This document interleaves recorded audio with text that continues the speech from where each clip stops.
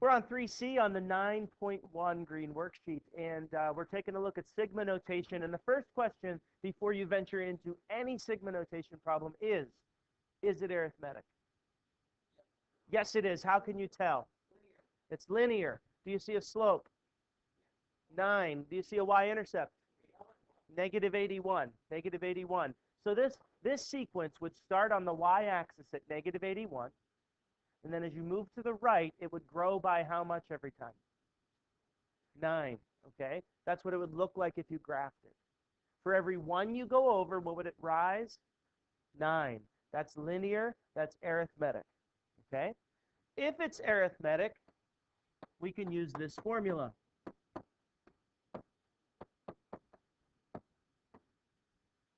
Okay? So we need to know how many terms there are. That's n. And this is where a lot of students might say 49, because they look at the top of the sigma and they see 100, and they look at the bottom of the sigma and they see a 51. And you just do 100 minus 51, and that's 49. That's the difference between those two numbers on the number line. How many there are is 100 minus 51 plus 1. So how many terms are there? 50. 50. 49 plus 1. So we have 50 terms divided by 2. We need to find the first term. Now, I think some of you may have gotten the wrong answer because you might have done this. Whoops. Let me undo that. You might have done this. You might have said, okay, I'm going to plug 1 in because it says to find a 1.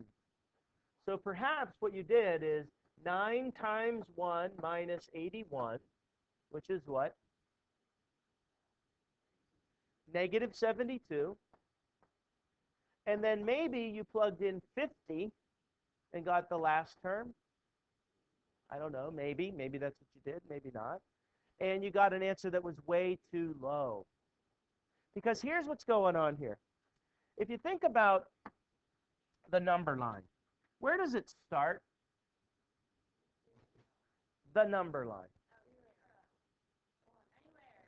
It doesn't start anywhere, right? Where does it end? Nowhere. What's in the middle, so to speak? If infinity and negative infinity had a middle, 0, okay? So does everybody agree that 0 is in the middle? As you go to the right, what kind of numbers are over there? Positive. Would we eventually get to 51, 52, 53? Could I draw a number line that just has a 50 there, 51, 52, 53, and so on? Could I draw that? I just did, right? So that's legal. You can do that. So the question is, we have term number 51, 52, 53, all the way up to what? Infinity. Is 100 up there somewhere?